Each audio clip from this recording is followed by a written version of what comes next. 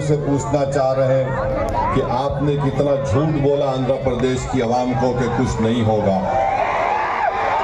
तीसरी बात यह है कि गवर्नमेंट किसी भी मस्जिद को, दरगाह को, खानखा को आपसे छीन सकती है। आप इस खुशफहमी का शिकार मत रहिए, नहीं नहीं हमारे पास है, ये है। गवर्नमेंट कुछ भी सेक्शन 3C उठाकर पढ़ लीजिए आप। और फिर इसमें ऐसा कानून बनाया गया कि लिमिटेशन का कानून लागू कर दिया गया। अगर कोई 20 साल से 12 साल से 20 साल से वक्त की जायदाद पर काबिज है तो चंद्रबाबू नायडू उसको मालिक बना रहे हैं। हम चंद्रबाबू नायडू से पूछना चाह रहे हैं, आपकी एक तरकारी की दुकान है हेरिटेज के नाम से, अगर वहां पर कोई 20 साल से कब्जा करके बैठ गया तो मेरी हो जाती, आपकी रहती। आप लिमिटेशन का कानून उस पर लागू कर दिए। आरएसएस यही चाहती है कि उस मुल्क में उनके पास एक लिस्ट है उन मस्जिदों की, दरगाहों की, खानकाहों की, वो उसको हासिल करना चाहते हैं। और चंद्रबाबू नायडू और पवन कल्याण ने आरएसएस के एजेंडे को सामने बढ़ाया है और आरएसएस को इस मुल्क के सेकुलरिज्म को ख़त्म करने के लिए, इस मुल्क के आइन को, कॉन्स्टिट्यूशन को कमज़ोर करने के लिए चंद्रबाबू नायडू ने बीजेपी का साथ दिया। आंध्र प्रदेश में यकीनन तरक्की होनी चाहिए, मगर चंद्रबाबू नायडू आंध्र प्रदेश की आवाम को झूठ बोल रहे हैं। मैं अमरावती के लिए कर रहा हूँ, चंद्रबाबू नायडू अमरावती के लिए नहीं कर रहे हैं, सिर्फ अपने खानदान और दोस्तों के लिए आंध्र प्रदेश की बलि लगा दिए दिल्ली में। कोई अमरावती का काम क्या हो रहा है बताओ आप। मगर अल्लाह का करम है कि हम देख रहे हैं कि इतने कम अरसे में 2024 में इलेक्शन हुआ। आंध्र प्रदेश की आवाम में अभी से चंद्रबाबू नायडू के खिलाफ गुस्सा पैदा हो चुका है और मुझे यकीन है कि इंशाअल्लाह ताला ये गुस्सा और बढ़ेगा और चंद्रबाबू नायडू को इलेक्शन, जब कभी भी लोकल बॉडी के इलेक्शन होंगे या अगर कुछ भी इलेक्शन हो, मेरी आपसे गुजारिश है कि आप इसका मौसर जवाब दीजिए। हमारे जो भाई तेलुगु देशम पार्टी में बैठे हुए हैं, अगर नायडू आपकी बात को नहीं सुनता, आप निकल जाओ पार्टी छोड़ के, छोड़ दो पार्टी को। आप कुछ नहीं कर सकते। देखो ये कानून मस्जिद को छीनने के लिए बनाया गया, ये कानून दरगाहों को छीनने के लिए बनाया गया, ये कानून खानकाहों को, कब्रस्तानों को छीनने के लिए बनाया गया है। जब तुम्हारी और मेरी पहचान मस्जिद से है, इख्तलाफ हो सकता है, मैं आप कोई दूसरी पार्टी में होंगे, मगर जब बात शरीयत की, मस्जिद की आती है तो मैं आपसे अपील कर रहा हूं कि आप बेखौफ होकर टीडीपी को छोड़ दीजिए और पैगाम दीजिए कि आप कभी भी संविधान पर, कॉन्स्टिट्यूशन पर, शरीयत पर, मस्जिद पर कोई कॉम्प्रोमाइज नहीं करेंगे। मेरे भाई, मैं आपको बता रहा हूं कि चंद्रबाबू नायडू की तायीद से क्या हो रहा है। मुजफ्फरनगर में यात्रा शुरू होती है, वहां पर संघ परिवार के लोग चले गए एक दुकान पर, जाकर कहा कि तुम्हारे पास नाम क्या है। उसने कहा नाम से क्या मतलब, उसका आधार कार्ड पूछे, आधार कार्ड नहीं था। उससे कहा कि तुम्हारी दुकान का नाम ये क्यों है। उसने कहा मेरी मर्जी है।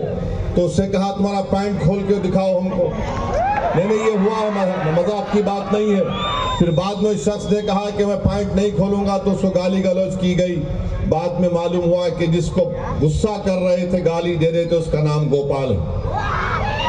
अब बात आइए, आप इस मुल्क में इस तरह का नफरत फैलाई जा रही है मुजफ्फरनगर में, और चंद्रबाबू नायडू खामोश बैठे हैं। चंद्रबाबू नायडू से हम पूछना चाह रहे हैं, दत्तात्रेय होसबोले ने कहा कि संविधान में से सेकुलर और सोशलिज्म के वर्ड को निकालना चाहिए। क्या चंद्रबाबू नायडू उस पर राजी हैं? अगर राजी नहीं है तो चंद्रबाबू नायडू को पब्लिकली कंडेम करना चाहिए दत्तात्रेय होसबोले के बयान को, कि बेसिक स्ट्रक्चर का हिस्सा है हमारे संविधान का।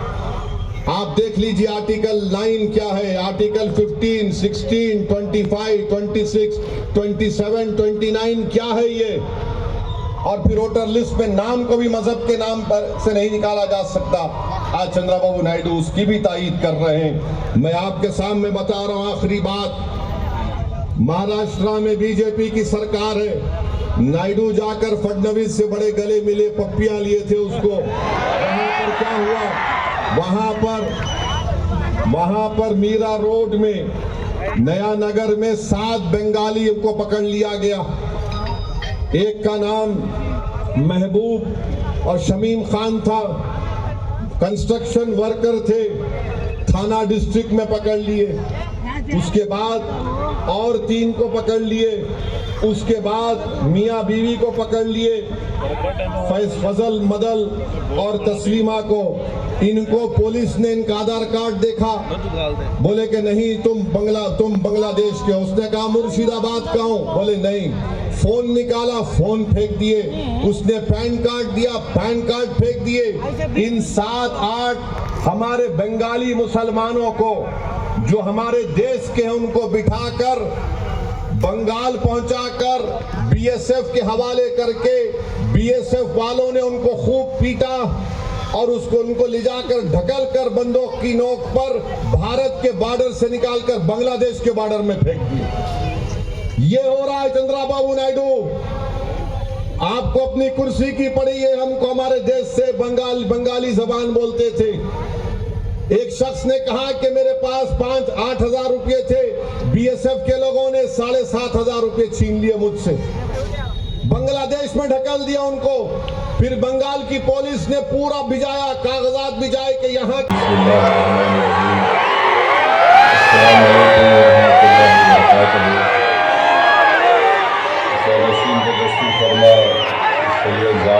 रशादी साहब, कन्वीनर साहब,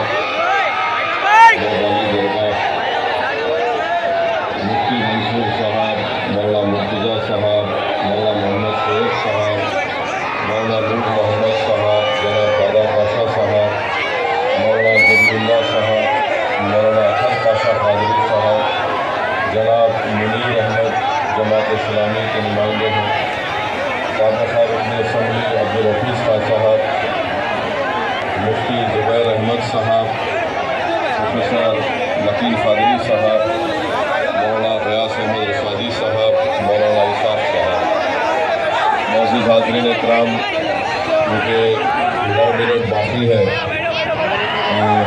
मैं मुख्तसर से वक्त में मैं अपनी पूरी बात को रख नहीं पाऊँगा, मगर वक्त का 9:30 बजे जलसे को ख़त्म करना है। मेरी आप तमाम से गुजारिश ये है कि ये क़ानून नहीं बनता अगर चंद्रबाबू नायडू, चिराग पासवान, नीतीश कुमार, कुमारस्वामी, अजीत पवार और पवन कल्याण ये लोग अगर बीजेपी के इस लाहे बिल की मदद नहीं करते तो आज ये क़ानून नहीं बनता। मेरी आपसे गुजारिश ये है कि आप कभी भी मत भूलिए चंद्रबाबू नायडू को, पवन कल्याण को, नीतीश कुमार को, चिराग पासवान को, कुमारस्वामी को, अजीत पवार को और जयंत चौधरी को भी। और आप अपने जमहूरी तरीक़े से जब कभी भी आपको मौका मिलेगा आंध्र प्रदेश में, आप चंद्रबाबू नायडू को हराइए, पवन कल्याण को हराइए। जब तक आप इनको सियासी तौर पर शिकस्त नहीं देंगे, इनका दिमाग ठिकाने आने वाला नहीं है। और हम शुक्रिया अदा करते हैं जगन मोहन रेड्डी का इस बिल की मुखालिफत में वोट दिया, और उन तमाम सियासी पार्टियों का शुक्रिया अदा करते हैं जिन्होंने इस बिल की मुखालिफत में वोट दिया। कानून ऐसा बनाया गया है कि मिसाल के तौर पर आपको समझाने के लिए यहाँ पर करनूल में गोल गुंबज की दरगाह है और वो आसार ख़दीमा का भी उसमें रोल है। अब जब से ये कानून बन चुका है, वक्फ बोर्ड उसका मालिक नहीं है, ASI उसका मालिक बन चुका है। हम चंद्रबाबू नायडू